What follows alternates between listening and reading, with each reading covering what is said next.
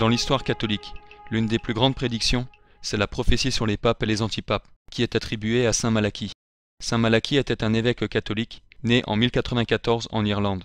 Il est mort en présence de son ami saint Bernard, en 1148.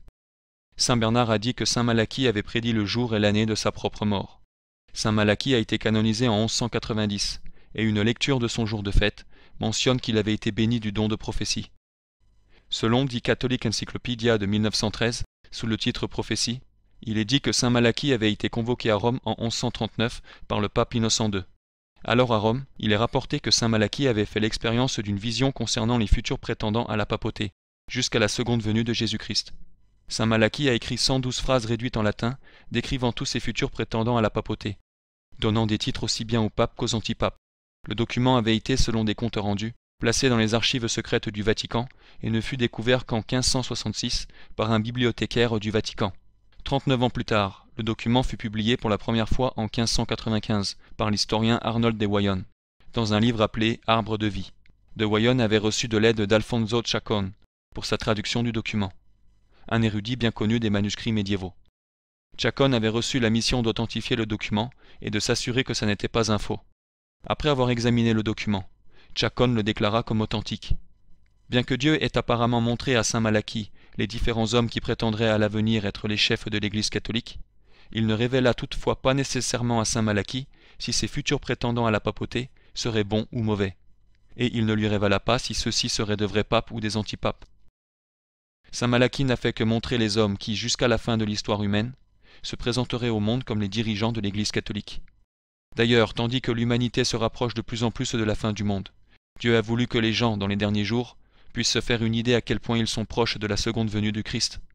Les descriptions de saint Malachie sur les futurs prétendants à la papauté comprennent généralement au moins un ou plusieurs éléments concernant le prétendant. Que voici: ses armoiries, les armoiries de sa famille, son nom de naissance ou son lieu de naissance, ainsi que les villes où il vivrait durant sa vie. Saint Malachie décrit également des personnes ou des événements qui éclipseraient les règnes de certains des prétendants majeurs à la papauté. Comme mentionné précédemment, les prophéties de saint Malachie furent publiées pour la première fois en 1595. Il existe une controverse sur les prédictions de saint Malachie d'avant 1595. Beaucoup pensent que puisque la liste de saint Malachie ne fut accessible au public pour la première fois qu'en 1595, alors les prévisions se référant aux prétendants d'avant 1595 ne constituent pas une preuve d'authenticité. De plus, certains estiment que puisque ça fait des centaines d'années que la prophétie de saint Malachie n'avait pas été rendue publique, après la date de sa supposée réalisation, un doute subsiste sur l'ensemble de la prophétie. Mais on peut trouver une réponse convenable à cette objection en considérant un manuscrit biblique de haute importance, appelé Codex Vaticanus. Codex Vaticanus est considéré comme le plus ancien exemplaire existant d'une Bible quasi complète. Il fut initialement produit à la fin du IVe siècle, mais son sort était incertain depuis plus de 1000 ans, jusqu'à ce qu'on l'identifiât au XVe siècle dans la Bibliothèque Vaticane. Ainsi, le Codex Vaticanus, comme le document de saint Malachie, fut découvert au Vatican après avoir été perdu pendant une période de temps considérable.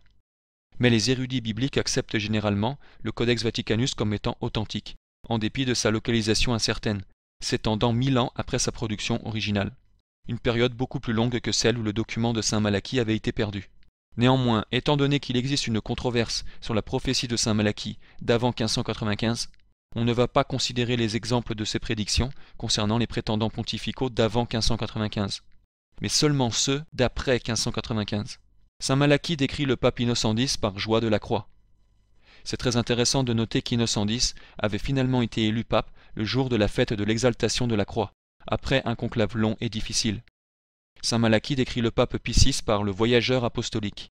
Durant le règne de Pie VI, celui-ci s'est rendu en Allemagne pour s'entretenir avec l'empereur Joseph II. Au cours des 2 dernières années de son règne, il avait été contraint de fuir Rome à cause des révolutionnaires. Après un voyage très difficile à travers les Alpes, il mourut en France. C'était en effet un voyageur. Saint Malachie décrit le pape Pie VII par aigle ravisseur.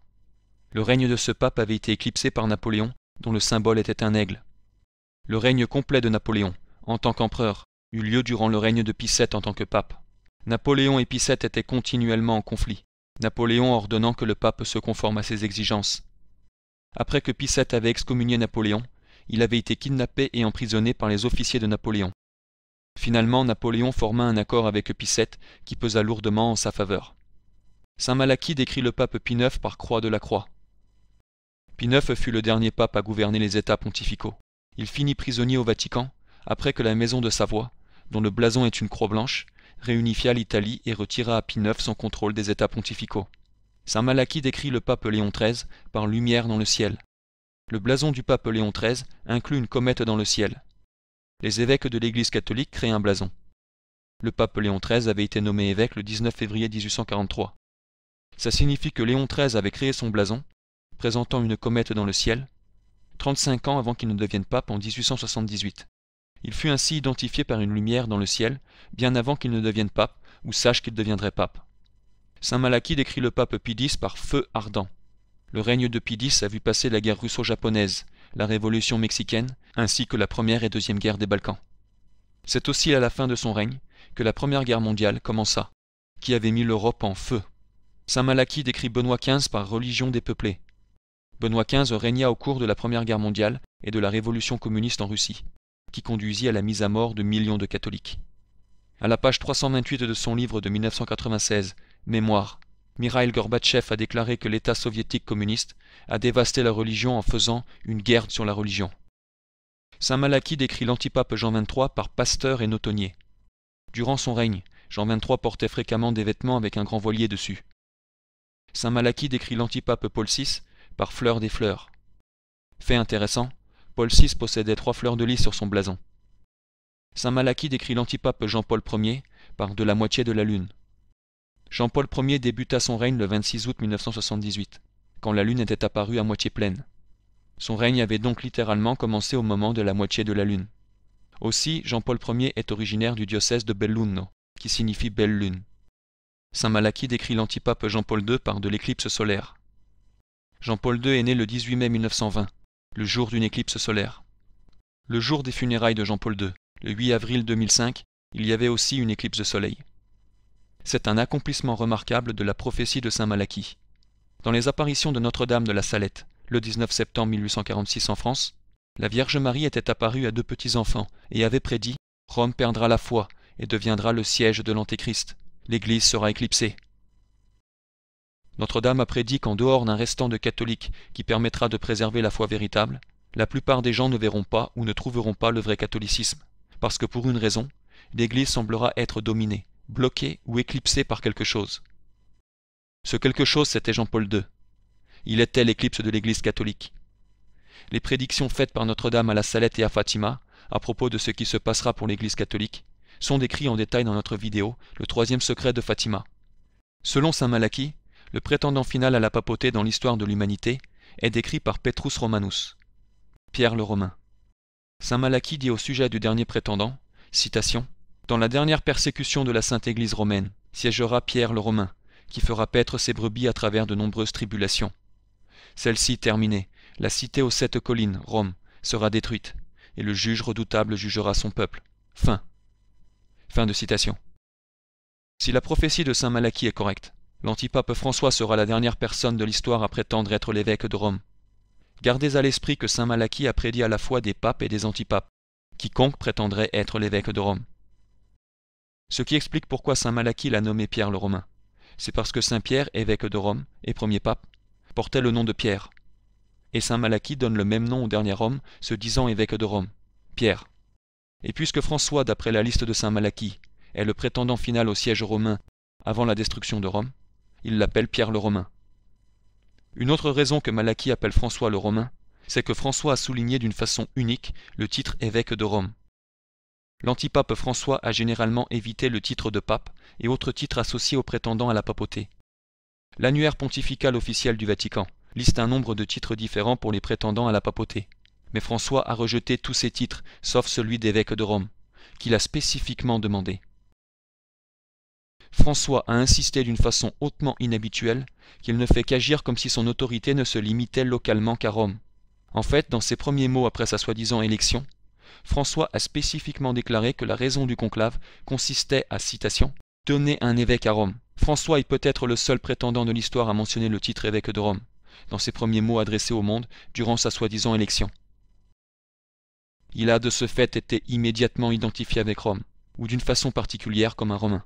Citation, « C'était frappant que dans ses premières apparitions, il se référait à lui-même à plusieurs reprises comme l'évêque de Rome, plutôt que de souligner son rôle en tant que figure autoritaire dans l'Église universelle. Aussi, François a été le premier prétendant de l'histoire à signer son nom en italien dans l'annuaire pontifical officiel du Vatican, au lieu de le faire en latin. L'italien, c'est la langue des Romains modernes, que François parle parfaitement, tandis que le latin est la langue de l'Église à travers le monde. C'est une autre preuve de l'accent que met François sur un rôle romain local ou particulier, au lieu d'un rôle universel. Fait intéressant, François a choisi le nom du saint le plus célèbre d'Italie, saint François d'Assise. Assise n'est qu'à 2 heures de Rome. Durant sa vie, saint François s'est rendu à Rome, et le deuxième nom de François ainsi que le nom de son père s'avère être Pierre. Saint Malachie dit aussi que Pierre le Romain nourrira les gens à travers de nombreuses tribulations.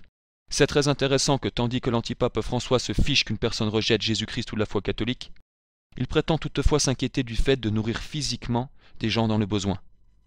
À la page 116 de son livre Conversation avec Jorge Bergoglio, François dit que le seul péché commis en Argentine, c'est d'échouer à donner aux gens de la nourriture et du travail. Il ne dit rien à propos de Dieu ou de la foi de Dieu. Conversation avec Jorge Bergoglio, page 116. Il s'agit d'un problème de péché. Depuis un certain nombre d'années, l'Argentine vit dans le péché, parce qu'elle ne s'occupe pas de ceux qui n'ont ni pain ni travail. Si les tribulations se déroulaient dans le monde avec des gens sans nourriture ou sans nécessité, François ferait probablement dans l'extrême, pour nourrir ces gens-là, et remplirait de ce fait ce que dit saint Malachie. Il fera paître ses brebis à travers de nombreuses tribulations. Les non-catholiques qui croient aux prophéties de saint Malachie, mais qui rejettent l'Église catholique romaine, devraient réfléchir profondément à ce que dit saint Malachie ici. Il se réfère à l'Église romaine, que tous admettent être l'Église catholique romaine, et il l'appelle sainte. Si l'Église catholique romaine était une fausse Église, il n'y a pas moyen que saint Malachie la décrirait comme sainte. Et seul Dieu aurait pu donner à saint Malachie la capacité de faire des prédictions sur l'avenir aussi incroyables. Dieu n'aurait pas donné de telles perspectives d'événements futurs à un croyant et chef d'une fausse religion. Ce qui est aussi extrêmement intéressant, c'est que saint Malachie décrit Rome se faisant détruire à la fin du règne de François. Si c'est correct, ça correspond parfaitement aux prophéties de l'Apocalypse sur la façon que Babylone, Rome, sera détruite à la fin du monde. Ces questions sont traitées plus en détail dans notre vidéo « Le monde arrive-t-il à sa fin ?» Cette vidéo contient d'étonnantes informations sur la façon dont les prétendants finaux à la papauté s'inscrivent dans la prophétie biblique de la fin des temps.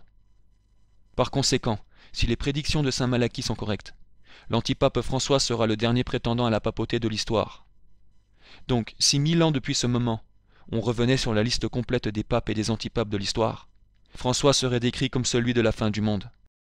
François s'est fait décrire dans les gros titres par le pape du bout du monde, ou l'homme de la fin du monde. Parce que l'Argentine, le pays d'où il est originaire, est situé géographiquement, diront certains, à la fin du monde. C'était peut-être une manière de remplir inconsciemment la prophétie, mais François a fait cette déclaration frappante lors de son discours d'ouverture au peuple après sa soi-disant élection comme antipape, c'est-à-dire lors de son tout premier discours au monde du haut du balcon de Saint-Pierre. François a dit que les soi-disant cardinaux, citation, sont allés le chercher presque à la fin du monde, puis a ajouté « Nous sommes ici ».